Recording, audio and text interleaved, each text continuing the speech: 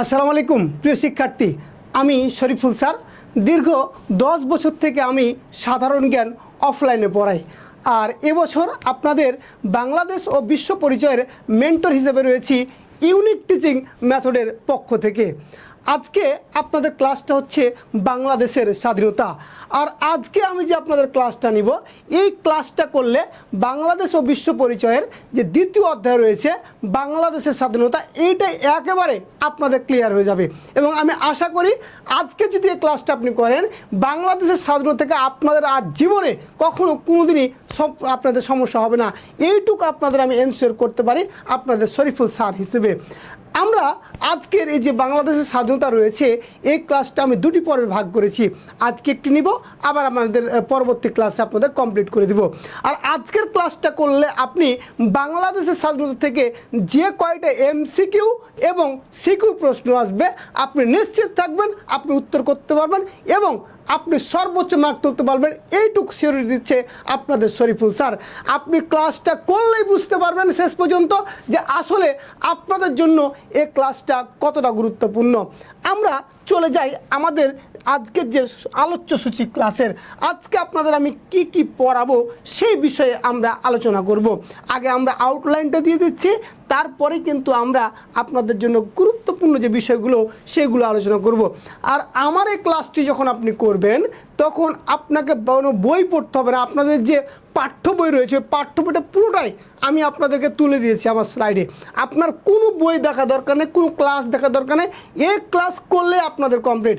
আমি আরেকটা কথা বলবো, আমাদের যারা বিজ্ঞান বিভাগের শিক্ষার্থী রয়েছে, তারা আমরা বাংলা, ইংরেজি আমাদের এবং বাংলাদেশ বিশ্ব পরিচয়, এগুলোতে আমরা অতটা সময় দিই না।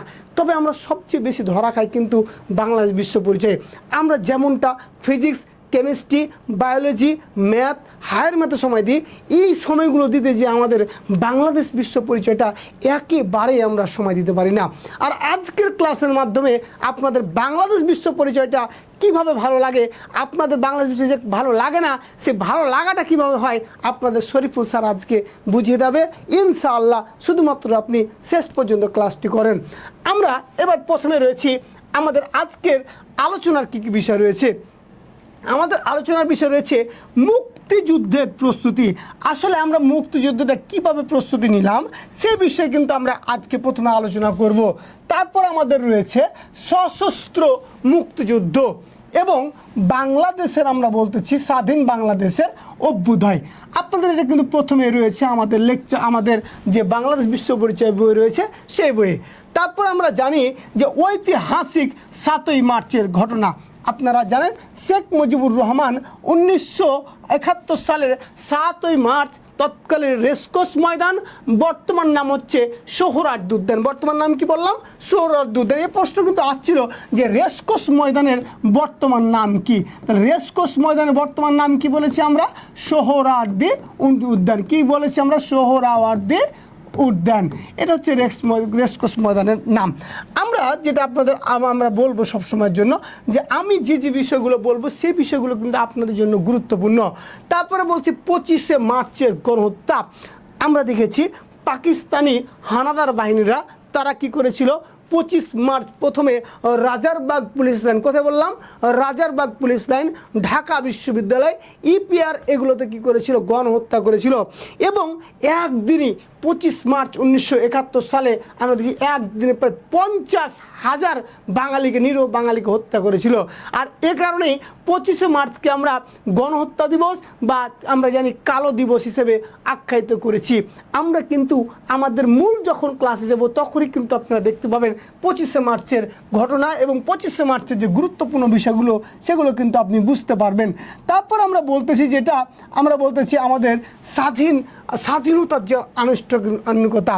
আমরা 1971 সালে, কত সালে বললাম? 1971 সালের আমরা জানি 16ই ডিসেম্বর কি করেছি বলেন তো? স্বাধীনতা লাভ করেছি।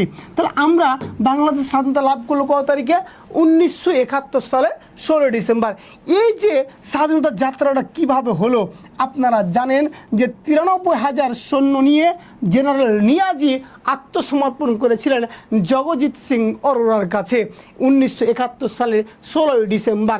প্রশ্ন আছে যে কত হাজার সৈন্য নিয়ে আত্মসমর্পণ করেছিল? 93,000। কত বললাম? 93,000। তারপর আমরা বলতেছি মুক্তিযুদ্ধের সূচনা ও মুজিবনগরের সরকারের কার্যক্রম। আপনারা সবাই জানেন যে 1971 সালে, কত সালে বললাম? 1971 সালের আমরা বলতেছি 10ই এপ্রিল। কত তারিখ বললেন? 10ই এপ্রিল। এই 10ই এপ্রিল আমরা জানি কি হয়েছিল, যে মেহেরপুরের আমরা বলছি বৈদ্যনাথ তলার ভবের পড়ায় একটা সরকার গঠন করেছিল, তাকে বলতেছি আমরা মুজিবনগর সরকার বা অস্থায়ী সরকার। এই যে ঘটনাটা ছিল এই সম্পর্কে কিন্তু কি করব, আমরা আলোচনা করব। তাহলে আমরা আমাদের যে আজকের মূল বিষয়, মূল আলোচনার বিষয় বাংলাদেশের স্বাধীনতা। আমরা ক্লাস নেওয়ার পূর্বে আরও একটা কথা বলি আপনাদের প্রিয় শিক্ষার্থী, আমরা কিন্তু আজকে যে বিষয়গুলো আলোচনা করব ইতিমধ্যে কিন্তু আপনাদের বলে দিয়েছি। আপনাদের প্রত্যেকটা লাইন বাই লাইন হাতে কলমে করে কিন্তু আমি পড়িয়ে দিব, এবং আপনাদের শরীফুল স্যার বিজিএসের এত সুন্দর করে আপনাকে বুঝাবে, আপনি কল্পনাও করতে পারবেন না যে আজকের এত সুন্দর করে আপনাদের বিজিএস ক্লাস নিয়েছে।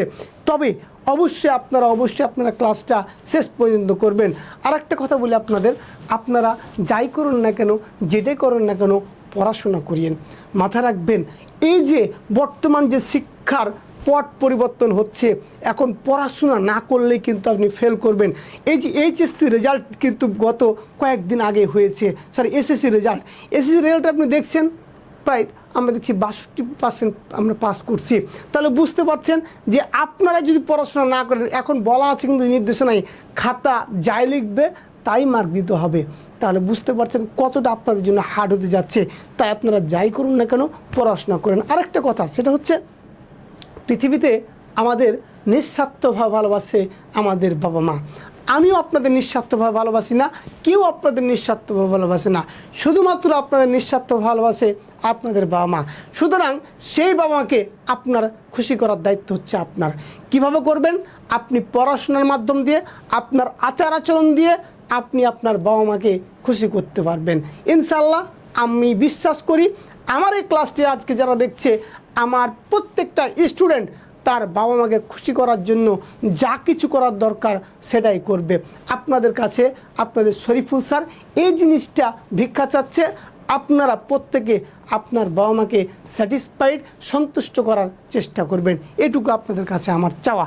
আমি আজকের ক্লাস থেকে যদি আপনি একটু উপকৃত হন, সেই একটু উপকৃত আমি চাই আপনার বাবা মার জন্য হন। এটুকু আমি চাই আপনার বাবা মাকে আপনি খুশি করেন, আপনার বাবা মাকে যেন খুশি করতে পারেন। আমি মন থেকে আপনার জন্য সেই দোয়া করলাম। আমরা আল্লাহর কাছে চাই সেই দোয়াটা যেন কবুল হয়।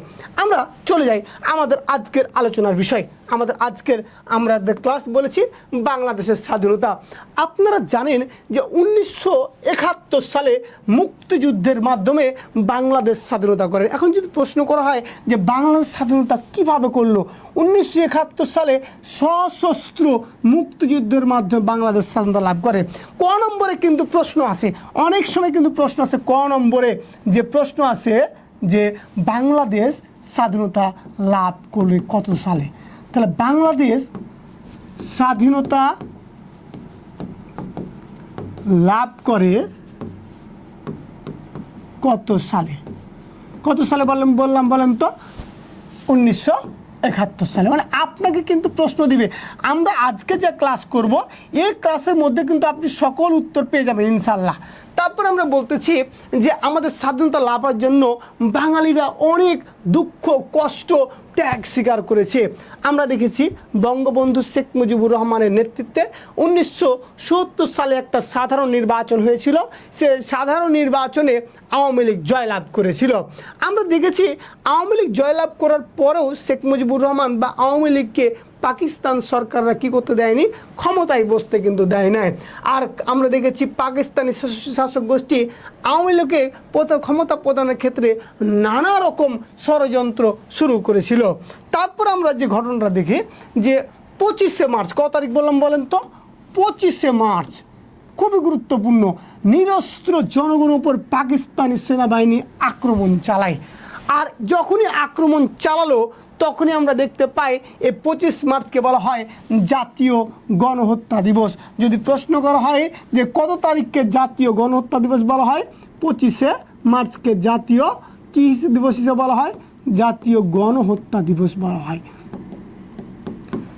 যখনই পাকিস্তানিরা বাংলাদেশে গণহত্যা চালালো সেই দিনই আমরা দেখেছি জিয়াউর রহমান বাংলাদেশের আমরা জানি স্বাধীনতা ঘোষণা করেছিল চট্টগ্রামের কালুরঘাটের বেতার কেন্দ্র থেকে। এখন আপনারা বলতে পারেন আগের যে বিজিএস বই ছিল বা আমরা ইতিহাসে আগে যেটা পড়েছি সেটা যে বাংলাদেশ স্বাধীনতা ঘোষণা করেছে শেখ মুজিবুর রহমান, এইটা এখন আপনাদের মনে রাখার দরকার নেই। যতদিন আপনাদের যে এই সরকার রয়েছে ততদিন আপনারা মনে রাখবেন অবশ্যই বাংলাদেশের স্বাধীনতা ঘোষণা করেছেন জিয়াউর রহমান। জিয়াউর রহমান স্বাধীনতা ঘোষণা করেছে কত তারিখে? 26শে মার্চ। 26শে মার্চ কোথায় ঘোষণা করেছেন বলতো? তিনি 26শে মার্চ ঘোষণা করেছেন চট্টগ্রামের কালুরঘাটের বেতার কেন্দ্র থেকে। এই প্রশ্নটা মোস্ট ইম্পর্টেন্ট, আপনারা 3-4 স্টার করে নিতে পারেন যে বাংলাদেশের স্বাধীনতা ঘোষণা করেছেন কত তারিখে? 26শে মার্চ। কে ঘোষণা করেছেন? শহীদ প্রেসিডেন্ট জিয়াউর রহমান।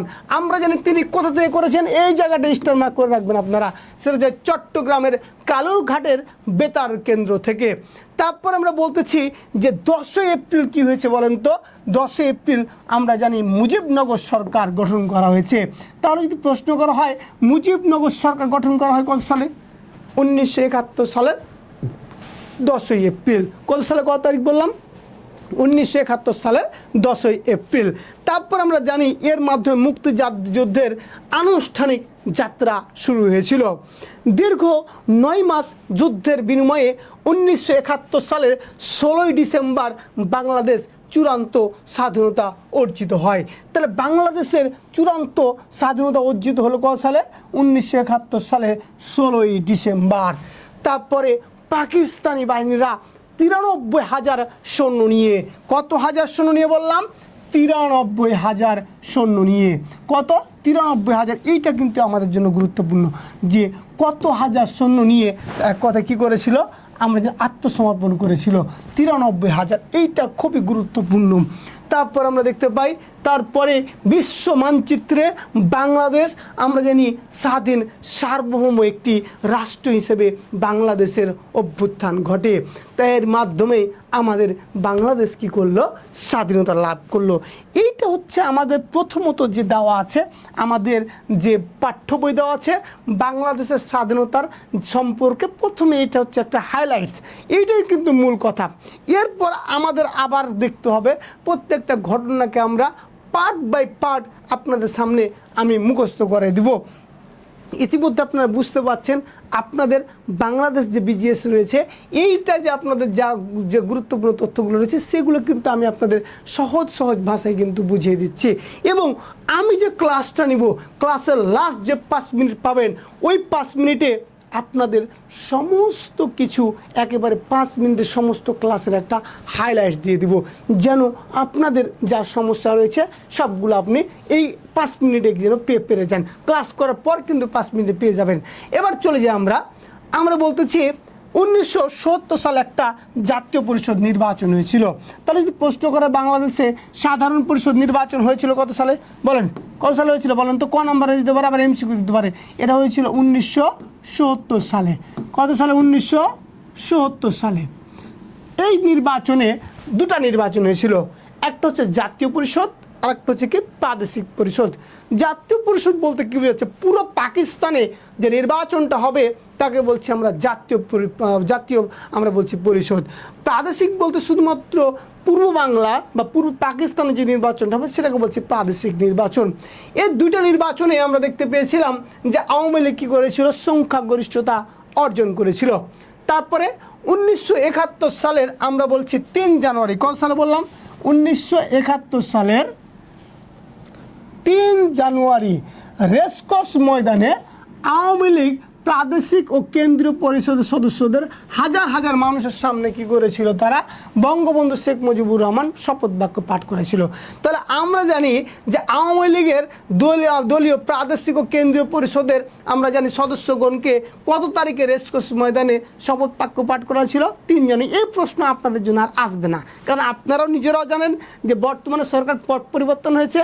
আওয়ামী লীগ এবং এক কথায় ওই সময় আমরা যে শেখ মুজিবুর রহমান সম্পর্কে যে তথ্যগুলো আছে এগুলো আমাদের অতটা আসবে না। তবুও ইতিহাস যেহেতু আপনাদের বিজিএসে যেহেতু দেওয়া আছে, এই কারণে আমাকে একটু একটু করে আপনাদের আলোচনা করতে হবে, ওই কারণে কিন্তু আমি করতেছি। তারপর আমরা চলে যাই যে আমাদের গুরুত্বপূর্ণ যে বিষয় রয়েছে, যে এতে 6 দফা হয়েছিল কত সালে জানেন?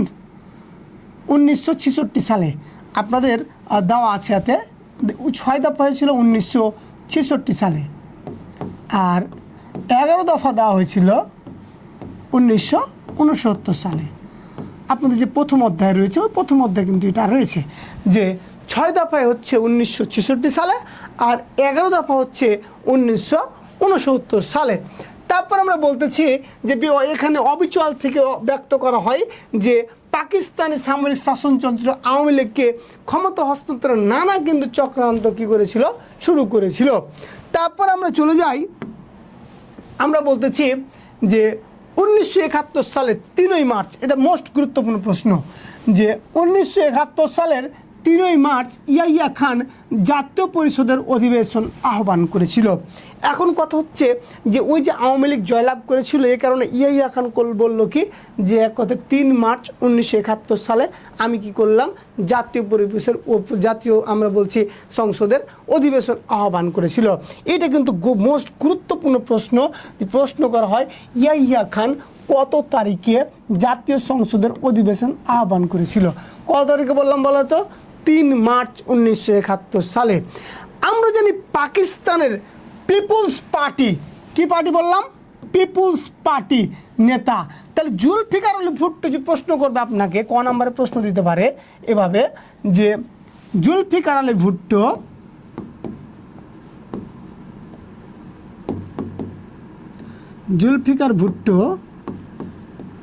তিনি কোন রাজনৈতিক দলের নেতা ছিলেন? নেতা। তাহলে তার নাম কি বলেন তো? তার নাম হচ্ছে পাকিস্তান পিপুলস পার্টি। কি নাম বললাম? পাকিস্তান পিপুলস পার্টি। এইটা কিন্তু আপনার ক নম্বরে দিয়ে দিতে পারে প্রশ্ন। আমরা যে আমাদের ক নম্বরে যে জ্ঞানমূলক প্রশ্ন আছে ওখানে দিতে পারে যে জুলফিকার আলী ভুট্টো কোন রাজনৈতিক দলের নেতা ছিলেন? তার নাম হচ্ছে কি বলছি, পাকিস্তানি পিপুলস পার্টির নেতা। এই পাকিস্তানি পিপুলস পার্টির নেতা তার নাম হচ্ছে জুলফিকার আলী ভুট্টো। তিনি ঢাকায় যে অধিবেশন হবে সেতে যোগদানে তিনি এক কথা অস্বীকৃতি জানান, সরাসরি বলে দেন যে এখানে আমি কি করব না, যোগদান করব না। তারপর আমরা বলতেছি এর ফলশ্রুতিতে আমরা দেখতে পাই যে তিনি এক কথায় জুলফিকার ভুট্টো বলেছে অন্য সদস্যকে তিনি যেতে বলেছিলেন। আর এটা ছিল মূলত ইয়াহিয়া খান ও জুলফিকার আলী ভুট্টোর ষড়যন্ত্রের একটা ফল। তখন কি করলো ইয়াহিয়া খান, তিনি 1 মার্চ, কত তারিখ বললাম? 1 মার্চ। তিনি 1 মার্চ বলল যে অনির্দিষ্টকালের জন্য তিনি কী করলেন, অধিবেশন স্থগিত করলেন। তাহলে যদি প্রশ্নগণ করে যে 3 মার্চ যে অধিবেশন হওয়ার কথা ছিল এইটা কত তারিখে ইয়াহিয়া খান এটা স্থগিত করলো? এইটা তিনি স্থগিত করলো 1 মার্চ 1971 সালে। কত সালে বললাম? 1 মার্চ 1971 সালে। এইটা কিন্তু আমাদের জন্য গুরুত্বপূর্ণ প্রশ্ন, এটা আপনারা একটা স্টার মার্ক করে রাখবেন যে ইয়াহিয়া খান কত তারিখে এক কথায় জুলফিকার আলী ভুট্টোর সাথে কথা বলে এক কথা তিনি অধিবেশন কী করলেন, স্থগিত করলেন 1 মার্চ 1971 সালে। তাহলে অধিবেশন আহ্বান করেছিলেন কত তারিখে? তিনি বলেছিলেন 3 মার্চ 1971 সালে। কত সালে বললাম? 3 মার্চ 1971 সালে কিন্তু তিনি বলেছিলেন অধিবেশন তিনি আহ্বান করেছিলেন। তারপরে কিন্তু আমরা বলতেছি যে আমাদের এরপর দেখেছি যে সংখ্যাগরিষ্ঠ দলের নেতা শেখ মুজিবুর রহমানের সাথে কোনো প্রকার আলোচনা ছাড়াই কিন্তু এই অধিবেশনটা স্থগিত করেছিল। আর এ কারণে পূর্ব পাকিস্তানের মানুষ এক কথায় কী করেছিল, তারা ফুলে ফেঁপে উঠেছিল এক কথায়। তারপর আমরা দেখেছি যে এই অধিবেশন স্থগিত করার প্রতিবাদে সর্বদলীয় রাষ্ট্র সংগ্রাম পরিষদ ও শেখ মুজিবুর রহমান আমার আহ্বানে 2 মার্চ, কত তারিখ বললাম, 2 মার্চ ঢাকায় ও 3 মার্চ সারা দেশে কী করলো, হরতাল পালন করা হয়। আর 2 মার্চ এখানে বের একটা মোস্ট গুরুত্বপূর্ণ প্রশ্ন কিন্তু আমাদের বলছে, এটা কিন্তু আসবে আপনাদের এমসিকিউ পরীক্ষায়, যে কত তারিখে বাংলাদেশের এক কথায় পতাকা উত্তোলন করা হয়েছিল। 2 মার্চ ঢাকা বিশ্ববিদ্যালয়ে আসম আব্দুর রবের নেতৃত্বে ছাত্র সমাজ বাংলাদেশের প্রথম পতাকা উত্তোলন করেন। আর এ কারণে দেখতে পাই যে বাংলাদেশের পতাকা দিবস বলা হয় 2 মার্চকে। এইটা আপনারা মোস্ট গুরুত্বপূর্ণ, এটা স্টার চিহ্ন করে রাখেন আপনারা, যে কত তারিখে আমরা বলতেছি যে আসম আব্দুর রব তৎকালীন ডাকসু ভিপি, এ আসম আব্দুর রব কী করেছিল, তিনি 2 মার্চ 1971 সালে আমরা জানি ঢাকা বিশ্ববিদ্যালয়ের আমরা জানি কি বটতলার, আমরা জানি কলা ভবনের বটতলার সামনে তিনি বাংলাদেশের প্রথম পতাকা উত্তোলন করেছিলেন। আর এ কারণেই 2 মার্চকে বলা হয় বাংলাদেশের পতাকা দিবস। তারপরে প্রিয় শিক্ষার্থী আমরা চলে যাই আমাদের, তারপর 2 মার্চের পর কি ঘটনা ঘটলো। 2 মার্চের পরে যে ঘটনা ঘটলো সেটা হচ্ছে 3 মার্চ, কত তারিখ, 3 মার্চ পল্টন ময়দানের সমাবেশে ছাত্র নেতা শাহজাহান সিরাজ স্বাধীনতার ইশতেহার পাঠ করেন। প্রশ্ন করা হয় স্বাধীনতার ইশতেহার পাঠ কে করেন, তার নাম হচ্ছে শাহজাহান সিরাজ। এইটা মোস্ট গুরুত্বপূর্ণ প্রশ্ন। আর প্রশ্ন করে তিনি কত তারিখে স্বাধীনতার ইশতেহার পাঠ করলেন, 3 মার্চ 1971 সালে। তাহলে প্রশ্ন কিন্তু এটা আমাদের দুটা হয়ে গেল এখানে। প্রশ্ন যদি করে পতাকা উত্তোলন করে কি, আবার আর একটা প্রশ্ন কি রয়েছে,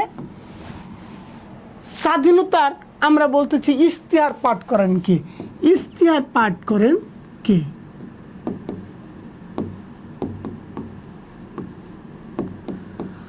তাহলে আপনারা বুঝতে পারছেন, যখন আপনাকে বলবে পতাকা উত্তোলন করলেন কে, তখন হচ্ছে কি আসম আব্দুর রব।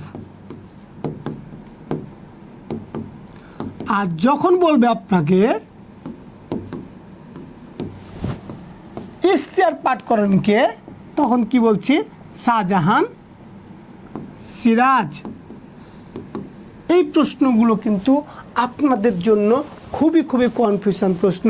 পতাকা উত্তোলন করলেন তিনি 2 মার্চ, আর তিনি এক কথা স্বাধীনতার ইশতেহার পাঠ করা হলো 3 মার্চ। স্বাধীনতার ইশতেহার পাঠ করলেন তার নাম হচ্ছে শাহজাহান সিরাজ, আর পতাকা উত্তোলন করলেন তার নাম হচ্ছে আসম আব্দুর রব। তারপর আমরা বলতেছি যে আমরা পরবর্তীতে এরকম পরিস্থিতি যখন শুরু হলো, তখন আমরা দেখতে পাই পুলিশ ও সেনাবাহিনীর গুলিতে এক কথা বহু মানুষ হতাহত হলো। তারপর আমরা দেখতে পেলাম শেখ মুজিবুর রহমান কী করলেন, তিনি 7ই মার্চ আমরা দেখতে পেলাম রেসকোর্স ময়দান, বর্তমান নাম হচ্ছে কি সোহরাওয়ার্দী উদ্যান। এই যে প্রশ্ন আসে কিন্তু এসেছিল যে রেসকোর্স ময়দানের বর্তমান নাম কি, তার নাম হচ্ছে কি সোহরাওয়ার্দী উদ্যান। এই জনসভায় তিনি একটা ঐতিহাসিক ভাষণ দিয়েছিলেন। এ ভাষণে আমরা বলেছিলাম যে এই ভাষণে স্বাধিকার অর্জনের জন্য আমরা যিনি বাঙালিকে তিনি কী করেছিলেন, উদ্বুদ্ধ করেছিলেন। তারপর দেখেছি দীর্ঘ 9 মাস রক্তক্ষয়ী মুক্তিযুদ্ধের মাধ্যমে পৃথিবীর মানচিত্রে বাংলাদেশ নামক একটি রাষ্ট্রের অভ্যুদয় ঘটে যায়। এবার চলে আসি প্রিয় শিক্ষার্থী, এই যে আপনারা দেখতেছেন শেখ মুজিবুর রহমানের একটা ছবি, এই ছবিতে তিনি কি করছেন, আপনাদের এক কথা কি স্বাধীনতার জন্য তিনি কি করেছিলেন, 7ই মার্চ কি করেছিলেন, একটা ভাষণ দিয়েছিলেন। এই ভাষণটা আপনারা দেখেছেন, আপনাদের যে পাঠ্য বই রয়েছে বিজিএস বাংলাদেশ ও বিশ্ব পরিচয় 9ম 10ম শ্রেণী, এখানে কিন্তু এটা দেওয়া আছে। এ কারণে কিন্তু আমি পড়াচ্ছি, আর আমাকে আবার দোষ দিন না, তখন আবার বিপদের শেষ থাকবে না, ঠিক আছে। আমরা যারা শিক্ষক তারা সবসময় যে জিনিসটা কথা যখন চলবে অনলাইন প্ল্যাটফর্মে আমরা যেহেতু পড়াই, আমরাকে সেই জিনিসটা তখন আমাদের পড়াইতে হবে। এই কারণে আমরা বলছি 7ই মার্চ আমরা দেখেছি শেখ মুজিবুর রহমান ভাষণ দিয়েছিলেন। এর 7ই মার্চের ভাষণে তিনি কিন্তু বলেছিলেন অনেকগুলো কথা, সে কথাগুলো আমরা একটু দেখব। যে 7ই মার্চ তিনি রেসকোর্স ময়দান, বর্তমান নাম কি বললাম বলেন তো, সোহরাওয়ার্দী উদ্যান। এটা কিন্তু গুরুত্বপূর্ণ প্রশ্ন যে রেসকোর্স ময়দানের বর্তমান নাম কি। রেসকোর্স ময়দানের বর্তমান নাম হচ্ছে আমরা বলছি কি যে সোহরাওয়ার্দী উদ্যান।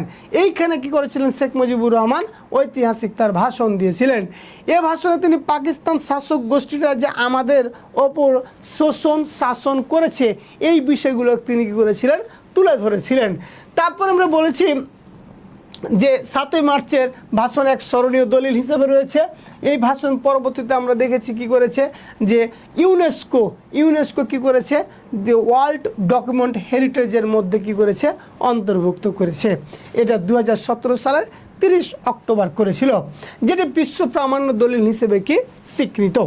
তারপর আমরা বলতেছি এই শেখ বঙ্গবন্ধুর ভাষণে পরবর্তী করণীয় ও স্বাধীনতা লাভের দিক নির্দেশনায় আমরা দেখেছি কি তিনি বলেছিলেন কি প্রত্যেক ঘরে ঘরে দুর্গ গড়ে তোলো। তারপরে তিনি কি করেছিলেন, তিনি তোমাদের যা কিছু আছে তাই নিয়ে শত্রুর মোকাবিলা করতে হবে। তিনি আরও বলেছিলেন রক্ত যখন দিয়েছি রক্ত আরও দিব, এদেশের মানুষকে মুক্ত করে ছাড়বো ইনশাআল্লাহ। এই কথাগুলো একটা সময় আমরা অনেক শুনেছি এবং এইখান থেকে বারবার কিন্তু প্রশ্ন এসেছে। এখন যেহেতু রাজনৈতিক পট পরিবর্তন হয়েছে এখন এখান থেকে অতটা প্রশ্ন আসবে না। আমাদের এরপরে যে টপিকসটা পড়াবো বাংলাদেশের স্বাধীনতা ঘোষণা, ওইখান থেকে কিন্তু প্রশ্ন নিশ্চয়ই আসবে আপনাদের এবং এক মার্ক আপনি নিশ্চিত কমন পাবেন, এটুকু আপনি শিওর থাকবেন। তাহলে অবশ্যই কিন্তু পরের টপিক যেটা আছে এটা কিন্তু দেখতে হবে আপনাদের, কারণ এইখান থেকে কিন্তু প্রশ্ন আসবেই। আমরা বলছি পরবর্তীতে আমাদের এবারের সংগ্রাম মুক্তির সংগ্রাম, এবারের সংগ্রাম স্বাধীনতা সংগ্রাম। তারপরে 25শে মার্চ কি কত তারিখ বললাম 25শে মার্চ। এই 25শে মার্চ পাকিস্তানি বাহিনী নিরস্ত্র বাঙালির উপর অপারেশন সার্চলাইট, কী নাম বললাম অপারেশন সার্চলাইট নামক পরিকল্পনার মাধ্যমে নৃশংস একটা গণহত্যা চালায়। আর এই বাঙালিরা পাকিস্তানের হানাদার বাহিনীর আক্রমণের বিরুদ্ধে রুখে দাঁড়াইছিল। কারণ আপনি যখন কি করবেন যে একটা মানুষকে যখন শোষণ করবেন তখন কি করবে সে একটা সময় কি উঠবে গর্জে উঠবে, এটাই স্বাভাবিক কথা, এটাই সত্য কথা, এটাই চিরন্তন সত্য কথা। আপনি একটা মানুষকে যত বেশি আপনি করবেন তত বেশি আপনার কি হবে, আপনি যত বেশি নির্যাতন করবেন একটা সময় তিনি কি করবে এক কথায় বর্ষে উঠবে, জাগ্রত হয়ে উঠবে, তখন কিন্তু তাকে থামানো যাবে না, এরকম একটা বিষয় হয়ে যাবে। কিন্তু আমরা এবার চলে যাই স্বাধীনতার ঘোষণা।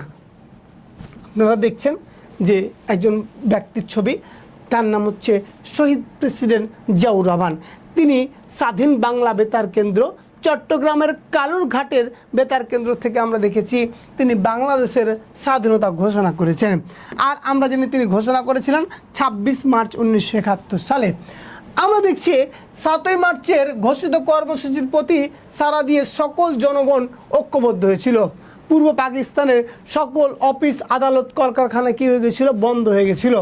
পূর্ব পাকিস্তানের অবস্থা বেগতিক দেখে ইয়াহিয়া খান ঢাকায় আসছিলেন। শেখ মুজিবুর রহমানের সাথে কী করেছিলেন তিনি বৈঠক করেছিলেন। বৈঠক করে আমরা বলতেছি তিনি আলোচনা করলো। এ সময় দেখেছি জুলফিকার আলী ভুট্টো কিন্তু ঢাকায় এসেছিলেন। অপরদিকে গোপনে আলোচনার পাশাপাশি দেখেছিলাম ইয়াহিয়া খান যে কাজটা করেছিল সেটা তিনি এক কথায় পূর্ব পাকিস্তানে তিনি প্রচণ্ড গোলাবারুদ নিয়ে এসেছিলেন, যেন তিনি এক কথা সামগ্রিক আক্রমণ করতে পারে যদি আলোচনা ব্যর্থ হয়। আর এরপরে দেখেছিলাম মোস্ট গুরুত্বপূর্ণ প্রশ্ন আমাদের জন্য 17ই মার্চ, কত তারিখ বললাম 17ই মার্চ টিক্কা খান ও রাও ফরমান আলী, কী নাম বললাম টিক্কা খান ও রাও ফরমান আলীর অপারেশন সার্চলাইট নামক কি বললাম অপারেশন সার্চলাইট নামক কর্মসূচির মাধ্যমে বাঙালির ওপর আমরা কি করেছে নৃশংস হত্যাকাণ্ড তিনি পরিচালনার জন্য নীল নকশা তৈরি করেছিলেন। তাহলে প্রশ্ন করা হয় অপারেশন সার্চলাইটের, খুব গুরুত্বপূর্ণ প্রশ্ন, যে প্রশ্ন করা অপারেশন সার্চলাইটের নীল নকশা, যখন তোমাকে বলবে নীল নকশা করা হয় ক তারিখে, এটা করা হয়েছিল 17ই মার্চ, 17ই মার্চ। কিন্তু অপারেশন সার্চলাইটটা কিন্তু চালানো হয়েছিল এই যে দেখেন আপনার 25শে মার্চ। ঠিক আছে, আপনাকে কিন্তু দেখতে হবে যে অপারেশন সার্চলাইটের জন্য পরিকল্পনা করেছিলেন টিক্কা খান এবং রাও ফরমান আলী, কিন্তু অপারেশন সার্চলাইটটা আমরা দেখেছিলাম রাও ফরমান আলীর নির্দেশে কিন্তু এটা করা হয়েছিল।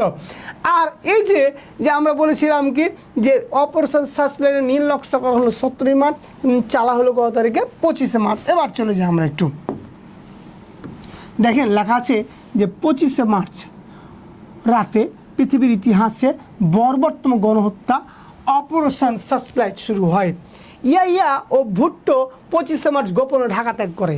তারপর আমরা কি বললাম যে ইয়াহিয়া খানের নির্দেশে পাকিস্তানের এক কথা আমরা বলছি সামরিক বাহিনী নিরস্ত্র বাঙালির ওপর ঝাঁপিয়ে পড়ার পর হত্যা করে বহু মানুষকে।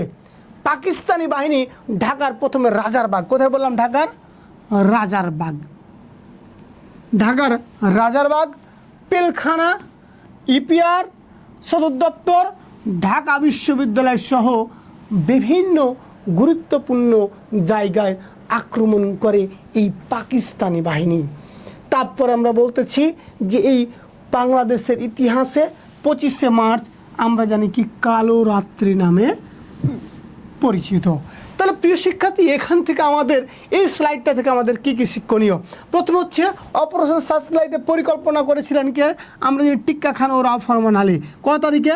17ই মার্চ। কত তারিখে? 17ই মার্চ। তাহলে অপারেশন সার্চলাইট নির্লক্ষ্য করা হলো কত তারিখে? 17ই মার্চ। আর অপারেশন সার্চলাইট চালানো হলো কত তারিখে? অপারেশন সার্চলাইট চালানো হলো 25শে মার্চ। তাহলে অপারেশন সার্চলাইটের নীল নকশা করা হলো 17ই মার্চ, অপারেশন সার্চলাইটের আমরা জানি চালানো হলো 25শে মার্চ। তারপর আমরা জানি অপারেশন সার্চলাইট প্রথমে চালানো হলো কোথায়? ঢাকার রাজারবাগে। কোথায়? ঢাকার রাজারবাগে। তারপর আমরা জানি যে ইপিআর, পিলখানা এবং ঢাকা বিশ্ববিদ্যালয়ে। আর আমরা জানি কত তারিখকে কালো রাত্রি নামে পরিচিত? সে তারিখটা হচ্ছে 25শে মার্চকে বলা হয় কালো রাত্রি বা জাতীয় গণহত্যা দিবস। তারপরে প্রিয় শিক্ষার্থী, আমরা চলে যাই স্বাধীনতার আনুষ্ঠানিক যাত্রা। 25শে মার্চ এই দিনটিকে আমরা বলছি কি বলছি বলেন তো? জাতীয় গণহত্যা দিবস হিসেবে স্বীকৃত। প্রশ্ন করা হয় যে 25শে মার্চকে কী দিবস হিসেবে ঘোষিত? 25শে মার্চ হচ্ছে জাতীয় গণহত্যা দিবস হিসেবে পরিচিত। তাহলে আপনাদের যদি প্রশ্ন করা হয় যে বাংলাদেশে জাতীয় গণহত্যা দিবস কত তারিখ? জাতীয় গণহত্যা দিবস হচ্ছে 25শে মার্চ। তারপর আমরা বলতেছি যে 26শে মার্চ। কত তারিখ? 26শে মার্চ তারিখে মেজর জিয়াউর রহমান চট্টগ্রামের কালুরঘাট বেতার কেন্দ্র থেকে বাংলাদেশের স্বাধীনতা ঘোষণা করেন। এরপর তাহলে বাংলাদেশ স্বাধীনতা ঘোষণা করলেন কে? মাথা রাখতে হবে এখন। বাংলাদেশ স্বাধীনতা ঘোষণা করলেন কে? তার নাম হচ্ছে জিয়াউর রহমান। তারপরে 27শে মার্চ তিনি কি করলেন? 27শে মার্চ তিনি শেখ মুজিবুর রহমানের নামে আবারও বাংলাদেশ স্বাধীনতা ঘোষণা দেন। এরপর শুরু হয় পাকিস্তানি সশস্ত্র বাহিনীর সাথে বাঙালি আনসার নিরস্ত্র সাধারণ মানুষের এক অসম লড়াই, যা মহান মুক্তিযুদ্ধ নামে পরিচিত। এই যে আমরা বললাম যে বাংলাদেশের স্বাধীনতা ঘোষণা করলেন কে? তার নাম হচ্ছে শহীদ প্রেসিডেন্ট জিয়াউর রহমান। তিনি ঘোষণা করলেন কোথায়? চট্টগ্রামের কালুরঘাট বেতার কেন্দ্রতে। কোথায় বললাম? চট্টগ্রামের কালুরঘাটের বেতার কেন্দ্র থেকে। এছাড়াও আমাদের প্রশ্ন আছে যে আমাদের জাতীয় গণহত্যা দিবস কত তারিখ? জাতীয় গণহত্যা দিবস হচ্ছে আমরা বলেছি কত তারিখ বলেন তো? জাতীয় গণহত্যা দিবস হচ্ছে আমরা বলেছি 25শে মার্চ। আমাদের প্রশ্ন কিন্তু আপনাদের পরিচিত, আপনাদের মাধ্যমেই কিন্তু আসবে। আমরা যা পড়াচ্ছি, যেটা পড়াচ্ছি সেগুলোর মধ্য থেকে কিন্তু আসবে। তারপর আমরা চলে যাই আমাদের গুরুত্বপূর্ণ বিষয়ের মধ্যে। আমরা বলছি মুক্তিযুদ্ধের সূচনা ও মুজিবনগর সরকারের কার্যক্রম। এখান থেকে কিন্তু প্রশ্ন আসবে। আপনারা একটু পরে দেখবেন এই যে আপনাদের জন্য কত সুন্দর করে আপনাদের শরীফুল স্যার ছক করে আপনাদের জন্য গুরুত্বপূর্ণ বিষয়গুলো ছক করে আইডেন্টিফাই করে রেখেছে। এক কথা আপনারা যেন আপনাদের জন্য বিপদ না হয়, আপনার যেন ভুল না হয়, ওইভাবে কিন্তু আমি করে রেখেছি, আপনাদের জন্য কিন্তু করে রেখেছি। আমরা বাংলাদেশের যুদ্ধের ইতিহাসে মুজিবনগর সরকার কিন্তু কি অত্যন্ত গুরুত্বপূর্ণ। বাংলাদেশের মুক্তিযুদ্ধের ইতিহাসে মুজিবনগর সরকার কি বলছে? অত্যন্ত গুরুত্বপূর্ণ। আমরা বলতেছি মেহেরপুর জেলার বৈদ্যনাথ তলার, কি বললাম? মেহেরপুর জেলার বৈদ্যনাথ তলার আম্রকাননে শপথ গ্রহণের মাধ্যমে এই সরকার কার্যক্রম শুরু হয়। মুক্তিযুদ্ধকে সঠিকভাবে পরিচালনা, নির্দেশনা ও সুসংহত করা এবং মুক্তিযুদ্ধের পক্ষে বিশ্ব জনমত গঠনের লক্ষ্যে 19৭ যে নির্বাচনে জাতীয় ও প্রাদেশিক পরিষদের আমরা বলছি প্রতিনিধিদের নিয়ে 1971 সালের কত সালে বললাম 1971 সালের 10 এপ্রিল মুজিবনগর সরকার গঠন করা হয়। প্রশ্ন কিন্তু করা হয় যে মুজিবনগর সরকার গঠন করা হয় কত তারিখে? 10 এপ্রিল। তাহলে মুজিবনগর সরকার গঠন করা কত তারিখে? 10 এপ্রিল। আর এই মুজিবনগর সরকার গঠন করা হয়েছিল কাদেরকে নিয়ে? যে 19৭ সালে যে নির্বাচনটা হয়েছিল এই নির্বাচনে জাতীয় পরিষদ ও প্রাদেশিক পরিষদ নির্বাচনে যারা জয়লাভ করলো ওই জয়লাভ করা যে প্রার্থীরা তাদেরকে নিয়ে কিন্তু এটা করা হয়েছিল। ঠিক আছে, তারপরে আমরা বলতেছি এটি ছিল বাংলাদেশের প্রথম সরকার। এটি ছিল কি বাংলাদেশের প্রথম সরকার। ওই দিনই আনুষ্ঠানিকভাবে ঘোষিত হয় বাংলাদেশের স্বাধীনতার ঘোষণা আদেশ। তাহলে যদি প্রশ্ন করা হয় যে বাংলাদেশের স্বাধীনতার ঘোষণার আদেশ কত তারিখে করা হয়? 10 এপ্রিল। আমরা কিন্তু স্বতন্ত্রতা দিয়েছি কত তারিখ বলেন তো? আমরা কিন্তু স্বাধীনতা ঘোষণা করেছিলাম কত তারিখে? আমরা বলেছিলাম আমাদের 26শে মার্চে কিন্তু স্বাধীনতা ঘোষণা করে দিলাম, কিন্তু এটা আন্তর্জাতিক পরিমণ্ডলে এটা স্বীকৃতির জন্য 10 এপ্রিল কী করা হলো? স্বাধীনতার ঘোষণাপত্র পাঠ করা হয়েছিল। কিন্তু তারপর বলছি কি মুজিবনগর সরকার শপথ গ্রহণ করেন 1971 সালে। কত সালে বললাম? মুজিবনগর সরকার শপথ গ্রহণ করে 1971 সালে 17 এপ্রিল। প্রশ্ন কিন্তু এখানে দুইটা, আপনাকে কিন্তু মাথা রাখতে হবে। যখন আপনাকে বলবে যে মুজিবনগর সরকার গঠন হয় কত তারিখে? মুজিবনগর সরকার গঠন হয়েছিল কিন্তু 10 এপ্রিল। কিন্তু মুজিবনগর সরকার কিন্তু শপথ গ্রহণ করেছিল 17 এপ্রিল। প্রশ্ন কিন্তু এখানে আপনার দুইটা। যখন বলবে আপনাকে যে সরকার গঠন কত তারিখ তখন হচ্ছে 10 এপ্রিল। তখন কি বললাম? তখন হচ্ছে 10 এপ্রিল। আপনি কিন্তু দেখতে হবে তখন হচ্ছে কি 10 এপ্রিল। কিন্তু যখন বলবে শপথ গ্রহণ করে কত তারিখ তখন হচ্ছে কত তারিখ? 17 এপ্রিল। তারপর আমরা চলে যাই, আমরা বলতেছি এই শপথ গ্রহণের মাধ্যমেই কিন্তু বাংলাদেশ সরকার প্রতিষ্ঠিত হয়েছিল। এই যে শপথ গ্রহণ করেছিল এই মুক্তিযুদ্ধের সময় যে আমাদের মুজিবনগর সরকার গঠন হলো, এই মুজিবনগর সরকার গঠনের বা মুজিবনগর সরকারের কয়জন সদস্য ছিল? মুজিবনগর সরকারের সদস্য ছিল 6 জন।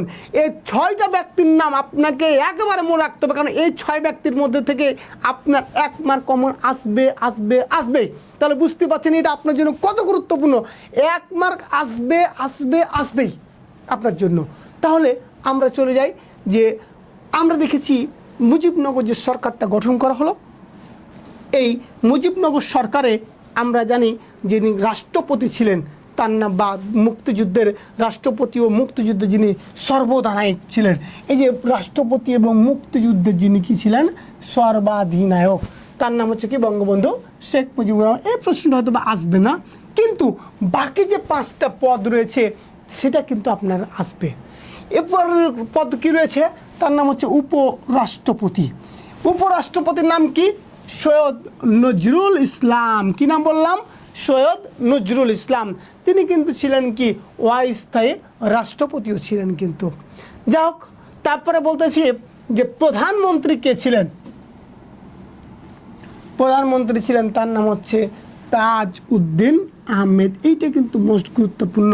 প্রশ্ন করা হবে প্রথমে আপনার কি বললাম, প্রশ্ন যখন প্রথমে করবে যে মুজিবনগর সরকার গঠন হলো কত তারিখে? প্রথমে 17 এপ্রিল, 10 এপ্রিল। কিন্তু এটা শপথ গ্রহণ করলো কত তারিখে? 17 এপ্রিল। প্রশ্ন কিন্তু দুইটা।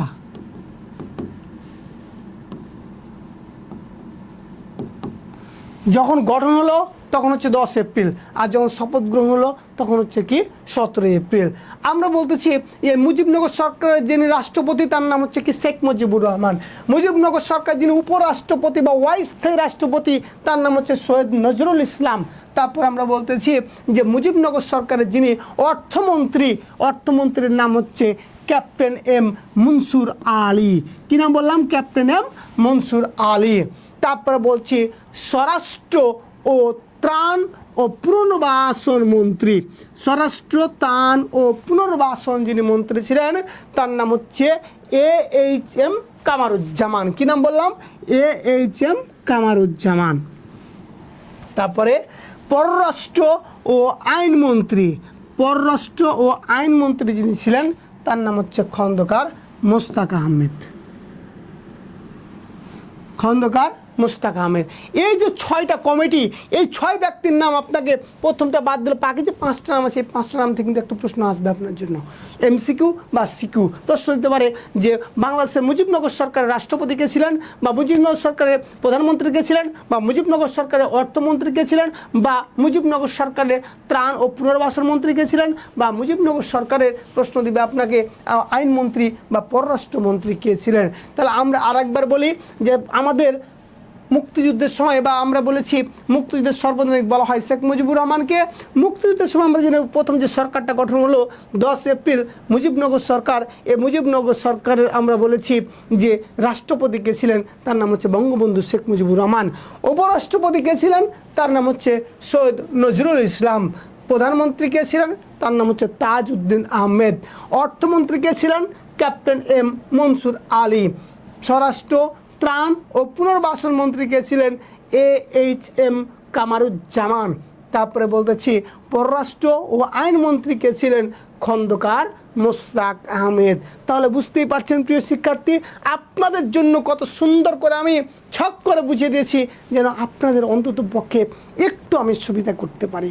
আর এই কারণে বলেছি আপনাদের শেষ পর্যন্ত আমাদের এই ক্লাসটা দেখতে হবে, তাহলেই আপনাদের যা যা সমস্যা রয়েছে ইনশাআল্লাহ সেই সমস্যাগুলো আমরা সমাধান করতে পারবো। তারপরে আমরা চলে যাই মুক্তিযুদ্ধের সূচনা এবং মুজিবনগর সরকারের কার্যক্রম। আমরা যে মুক্তিযুদ্ধের সূচনার পর আমরা জানি মুজিবনগর সরকারটার কী হয়েছিল, স্বাধীন বাংলা সরকারকে উপদেশ ও পরামর্শের জন্য একটা কমিটি গঠন করা হয়েছিল। এই উপদেশটা আমরা জানি 6 জন ব্যক্তি ছিল। একটা প্রথমে কি ছিল? প্রথমে বলতেছি ন্যাশনাল আওয়ামী পার্টি। কী নাম বললাম?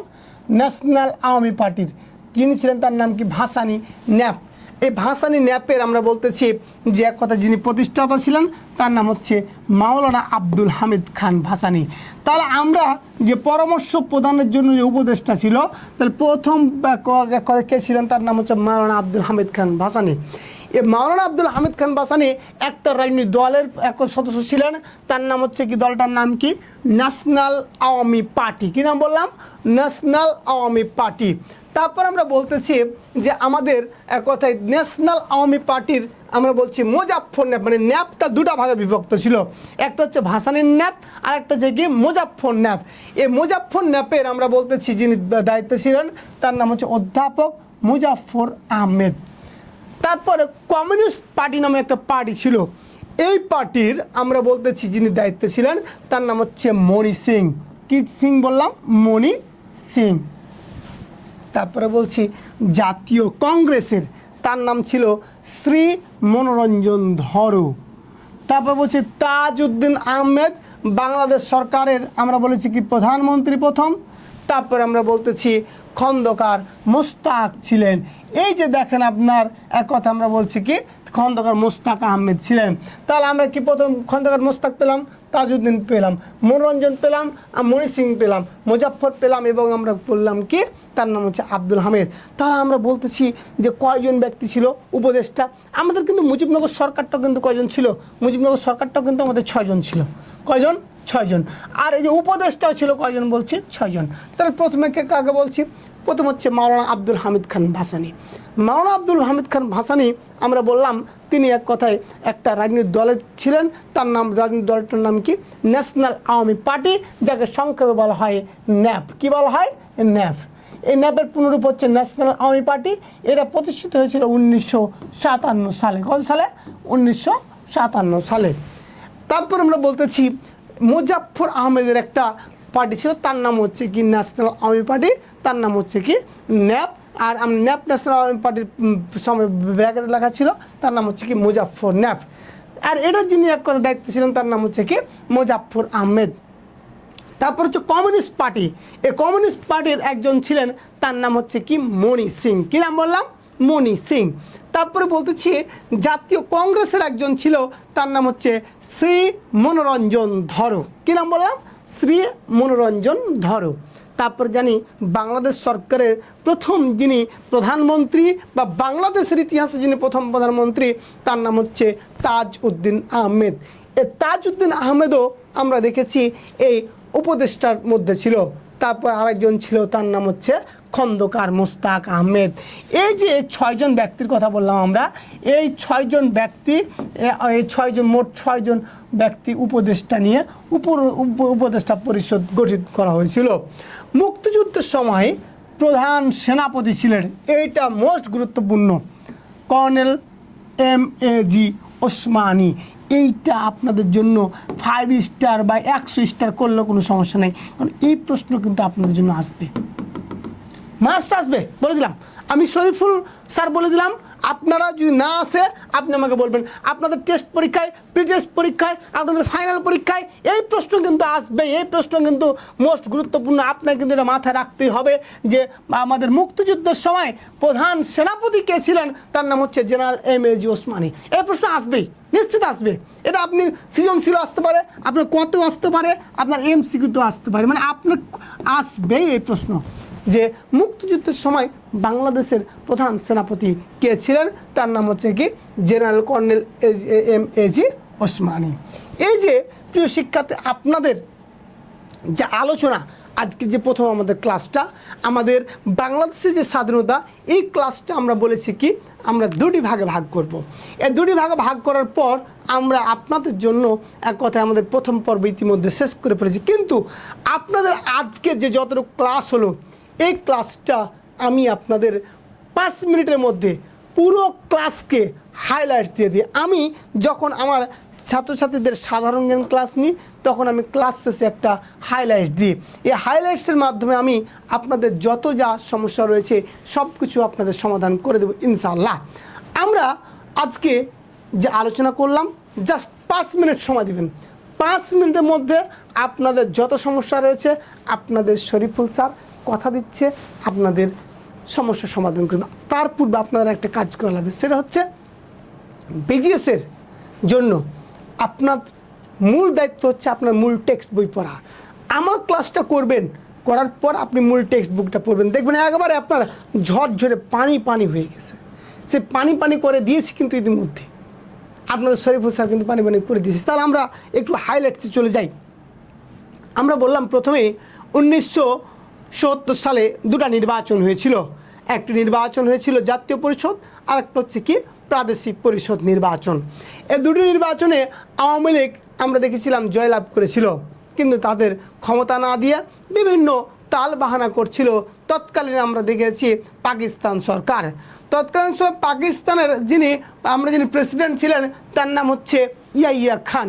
আর ইয়াহিয়া খান আমরা দেখেছি ওই সময়ের পাকিস্তান পিপলস পার্টির নেতা, তার নাম হচ্ছে জুলফিকার আলী ভুট্টো, তার সাথে যোগ সাজস করে বিভিন্ন ষড়যন্ত্র করছিল। তারপর আমরা দেখেছি 3 জানুয়ারি 1971 সালে শেখ মুজিবুর রহমান হাজার হাজার মানুষ নিয়ে জাতীয় এবং প্রাদেশিক পরিষদের সদস্যকে খোলা মাঠের নিচে তিনি শপথ বাক্য পাঠ করিয়েছিলেন। তারপর আমরা দেখেছি নানা তাল বাহানার পর ইয়াহিয়া খান তিনি করলেন কি, তিনি বললেন যে আগামী 3 মার্চ 1971 সালে প্রথম তিনি বলেছিলেন যে জাতীয় সংসদের অধিবেশন বসবে। কিন্তু আমরা দেখেছিলাম তৎকালীন সময় যে জুলফিকার আলী ভুট্টো ছিল, তিনি এক কথায় কড়া নির্দেশ দিলেন তার নেতাকর্মীকে, এবং তিনি এই অধিবেশনে অংশ নিতে তিনি অস্বীকৃতি জানান এবং নেতাকর্মীকে তিনি হুমকিও দিলেন। আর এ কারণে দেখতে পেলাম ইয়াহিয়া খান করলেন কি, তিনি 1 মার্চ 1971 সালে জাতীয় সংসদের অধিবেশন তিনি অনির্দিষ্টকালের জন্য স্থগিত করে দিলেন। যখন অনির্দিষ্টকালের জন্য স্থগিত করলো, তখন বাংলার মানুষ ফুলে ফেপে উঠে এবং আন্দোলন করলে দেখতে পাই পুলিশ লাঠিচার্জ এবং গুলি করে বহু মানুষকে হতাহত করে। আর হতাহত করলে আমরা দেখতে পাই যে তার পরবর্তীতে এই যখন তারা এই অধিবেশন স্থগিত করলো, তখন 2 মার্চ 1971 সালে ঢাকায় এবং 3 মার্চ সারা দেশে হরতাল পালন করলো আমাদের এই বাংলাদেশের মানুষ। 2 মার্চ তৎকালীন সময় ডাকসু বিপি, তার নাম হচ্ছে আসম আব্দুর রব। এই আসম আব্দুর রব ঢাকা বিশ্ববিদ্যালয়ের কলা ভবনের বটতলার সামনে বাংলাদেশের প্রথম পতাকা উত্তোলন করলেন। আর এই কারণে 2 মার্চকে বলা হয় বাংলাদেশের জাতীয় পতাকা দিবস। তারপরে আমরা দেখেছি 3 মার্চ জাতীয় সঙ্গীতের মাধ্যমে বাংলাদেশের পতাকা উত্তোলন করা হয়েছিল। আর এই 3 মার্চ দেখতে পাই পল্টন ময়দানে আমরা দেখেছি শাহজাহান সিরাজ, তিনি বাংলাদেশের কি করেছেন বলেন তো? তিনি শাহজাহান সিরাজ 3 মার্চ 1971 সালে তিনি শাহজাহান সিরাজ, আমরা বলেছি যে আমাদের স্বাধীনতার যে ইস্তিহার, তিনি সেটা পাঠ করেছেন। প্রশ্ন কিন্তু এখানে 2টা কনফিউশন থেকে যায়, যে জাতীয় পতাকা যখন বলবে তখন হচ্ছে আসম আব্দুর রব, আর যখন বলবে যে আপনাকে, খুব গুরুত্বপূর্ণ কিন্তু প্রশ্ন, যখন বলবে আপনাকে জাতীয় পতাকা উত্তোলন করলেন কে, তার নাম হচ্ছে আসম আব্দুর রব। জাতীয় পতাকা উত্তোলন করলেন 2 মার্চ। আর 3 মার্চে আমরা দেখতে পাই যে কি করলো, স্বাধীনতার ইশতেহার পাঠ করলেন। স্বাধীনতার যিনি ইশতেহার পাঠ করেছেন তার নাম হচ্ছে শাহজাহান সিরাজ। তারপরে আমরা দেখেছি 7ই মার্চ শেখ মুজিবুর রহমান, তিনি করলেন কি, তার জীবনের একটি শ্রেষ্ঠ ভাষণ দিয়েছিলেন। তিনি ভাষণটা দিয়েছিলেন আমরা জানি তৎকালীন রেসকোর্স ময়দানে, বর্তমান নাম হচ্ছে সোহরাওয়ার্দী উদ্যান। তাহলে রেসকোর্স ময়দানের বর্তমান নাম কি বললাম আমরা বলেন তো? সোহরাওয়ার্দী উদ্যান। প্রশ্ন কিন্তু করা হয় রেসকোর্স ময়দানের বর্তমান নাম কি, তার নাম হচ্ছে সোহরাওয়ার্দী উদ্যান। এই 7ই মার্চের ভাষণে তিনি বলেছিলেন যে এক কথায়, রক্ত যখন দিয়েছি আরও রক্ত দিব, কিন্তু দেশকে মুক্তি করে ছাড়ব ইনশাআল্লাহ। তিনি বলেছিলেন এবারের সংগ্রাম আমাদের স্বাধীনতার সংগ্রাম, এবারের সংগ্রাম মুক্তির সংগ্রাম, এই কথাগুলো কিন্তু তিনি বলেছিলেন। তারপর আমরা দেখতে পাই ইয়াহিয়া খান তিনি ঢাকায় আসলেন, সাথে জুলফিকার আলী ভুট্টো কিন্তু ঢাকায় আসলেন।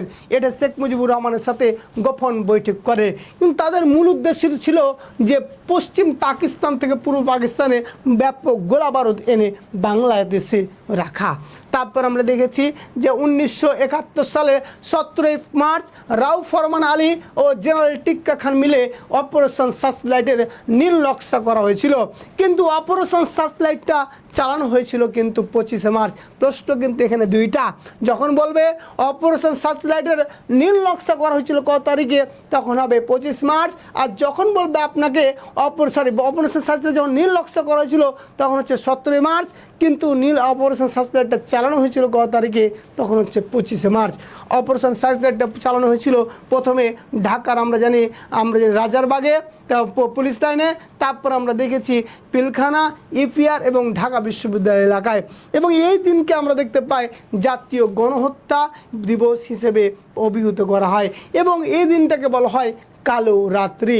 তারপর আমরা দেখতে পাই 26 মার্চ প্রেসিডেন্ট জিয়াউর রহমান তিনি করলেন কি, তিনি এক কথা বাংলাদেশের স্বাধীনতা ঘোষণা করলেন। বাংলাদেশ স্বাধীনতা ঘোষণা করেছেন তিনি, আমরা জানি তার নাম কি, জিয়াউর রহমান। এবং তিনি ঘোষণা করেছিলেন স্বাধীন বাংলা বেতার কেন্দ্র, চট্টগ্রামের কালুরঘাটের বেতার কেন্দ্র থেকে তিনি বাংলাদেশের স্বাধীনতা ঘোষণা করেছিলেন। তারপর আমাদের জন্য গুরুত্বপূর্ণ যে প্রশ্নটা রয়েছে, আমরা বলতেছি যে তারপরে তিনি 27 মার্চ আবারও তিনি বঙ্গবন্ধু নামে বাংলাদেশের স্বাধীনতা ঘোষণা করেছিলেন। তারপর আমরা দেখেছি তার পরবর্তীতে 10 এপ্রিল 1971 সালে এই আমরা জানি মুক্তিযুদ্ধটাকে সুসংগঠিত করার জন্য একটা সরকার গঠন করা হয়েছিল। সরকারটার নাম হচ্ছে মুজিবনগর সরকার। এইটা আমরা জানি মেহেরপুর জেলার বৈদ্যনাথতলার আম্রকাননে এইটা আমরা জানি সরকারটা গঠন করা হয়েছিল। সরকারটার আমরা জানি যে এই সরকারটা গঠন করা হয়েছিল আমরা জানি 10 এপ্রিল, কিন্তু সরকারটা শপথ গ্রহণ করেছিল 17 এপ্রিল। প্রশ্ন কিন্তু এখানেও আবার 2টা, যখন আপনাকে প্রশ্ন করবে যে এক কথায় মুজিবনগর সরকার গঠন হয়েছিল কত তারিখে, 10 এপ্রিল 1971 সালে, কিন্তু শপথ গ্রহণ করলো কত তারিখে, তারিখটা হচ্ছে 17 এপ্রিল 1971 সালে।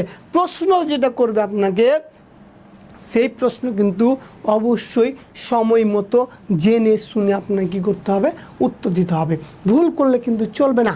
তারপরে আমরা বলতেছি পরবর্তীতে এই সরকারটা গঠন করা হলো। এই সরকারের আমরা জানি যাকে প্রেসিডেন্ট এবং মুক্তিযুদ্ধের সর্বাধিনায়ক করা হলো তার নাম হচ্ছে শেখ মুজিবুর রহমান। আমরা জানি মুজিবনগর সরকারের যিনি প্রধানমন্ত্রী ছিলেন তার নাম হচ্ছে আমরা বলতেছি তাজউদ্দিন আহমেদ। এই মুজিবনগর সরকারের যিনি অস্থায়ী রাষ্ট্রপতি ছিলেন তার নাম হচ্ছে সৈয়দ নজরুল ইসলাম।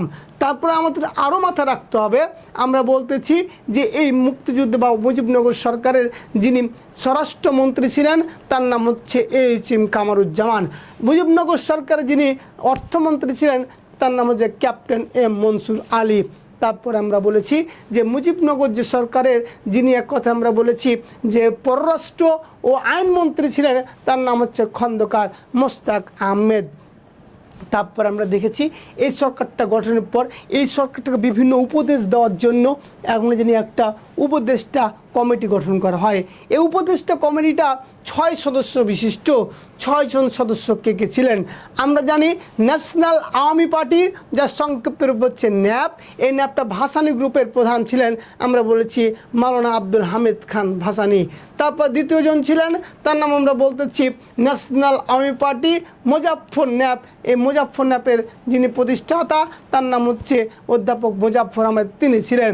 তারপরে আমরা দেখেছেন যে আমরা বলেছি যে কমিউনিস্ট পার্টির আমরা যিনি তার নাম হচ্ছে কমরেড, তার নাম হচ্ছে মনি সিং ছিলেন।